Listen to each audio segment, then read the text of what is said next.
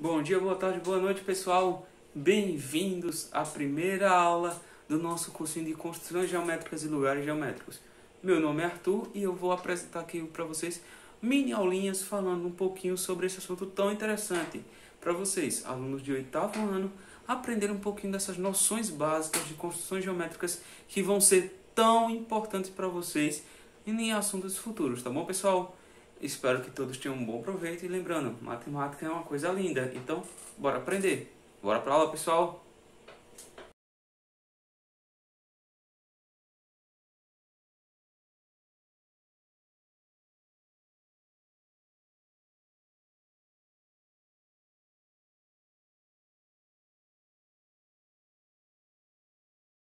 Agora, pessoal, vamos dar início de verdade à nossa aula.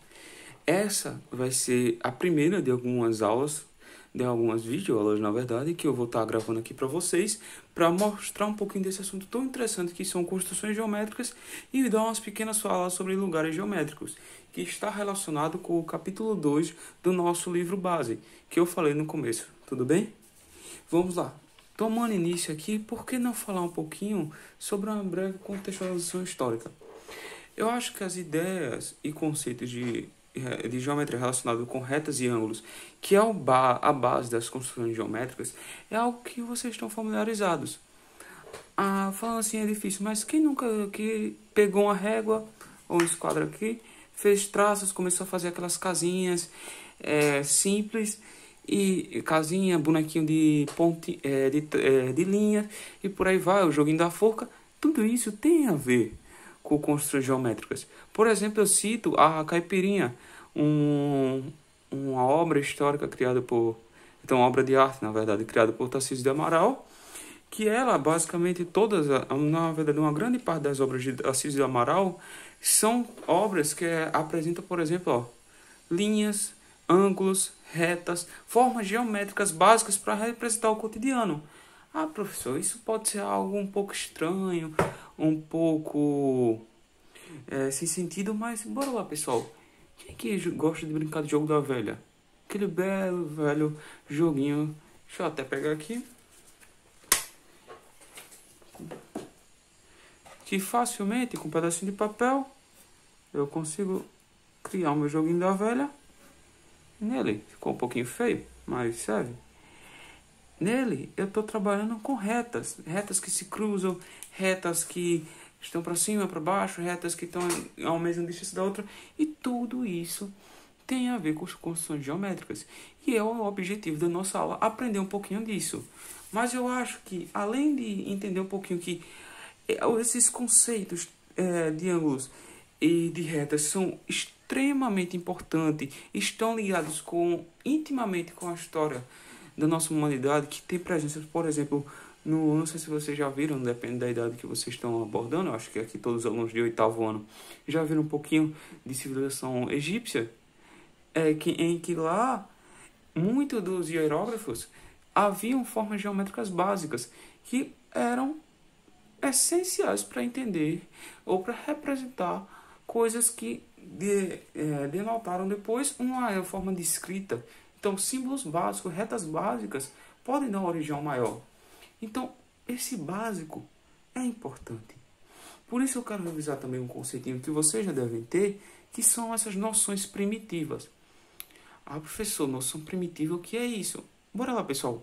O que vocês entendem quando eu falo primitivo? Primitivo é algo básico. É algo que dá origem a todo o resto.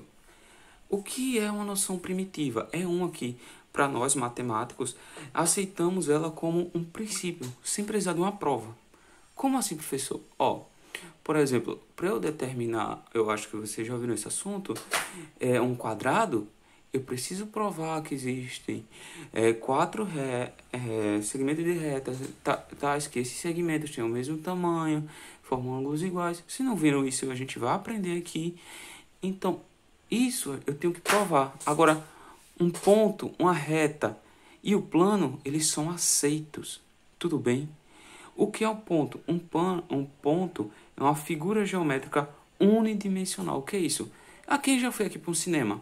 Por exemplo, um cinema, lá a gente tem a opção de ver filme 2D, como se fosse aqui o papel, tipo aqui, ó, só a TV. Isso é 2D, duas dimensões, e 3D, aquele que a gente consegue ver a profundidade. Nós vivemos num plano tridimensional. Então, unidimensional é aquele de uma dimensão. A gente não conseguiria ver aos olhos no ponto. Por isso que a gente representa assim, ó, como um pontinho.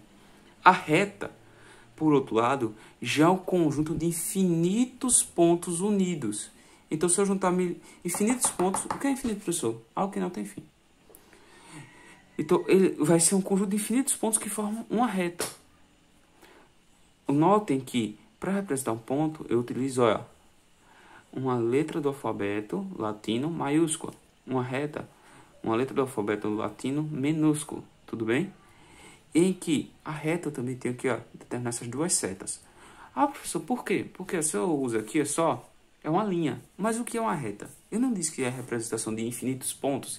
O que é infinito? Então, essa minha reta, se eu começasse a desenhar aqui, eu ia, passando papel aí para a parede e bater na padaria infinito e além. Como Buzz Lightyear diz, né? Ao infinito e além, a reta ia e não parava. Então, se a gente entende isso, essas setas representam que ela está crescendo infinitamente e para aquele lado e crescendo para esse lado infinitamente, tudo bem? E já vem o plano. O plano é um conjunto de infinitas retas. Então, todas as retas existem em um plano, assim como todos os pontos existem dentro de uma reta. Tudo bem? Então, infinitas retas formam um plano. Retas juntas infinitamente vão formar um plano, que ele vai servir para mostrar a dimensão, qual direção a reta está indo.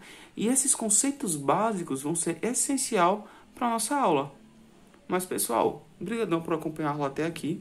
Eu vou dar um pequeno corte para a gente ir para a nossa próxima aula, para não ficar tão grande. Mas espero que vocês tenham entendido essas noções básicas das construções geométricas, de nossos pontos, retas e planos. A partir de agora, a gente vai entrar sim no assunto. E nosso assunto principal vai ser agora as partes de reta. Então, aguardo vocês na próxima aula.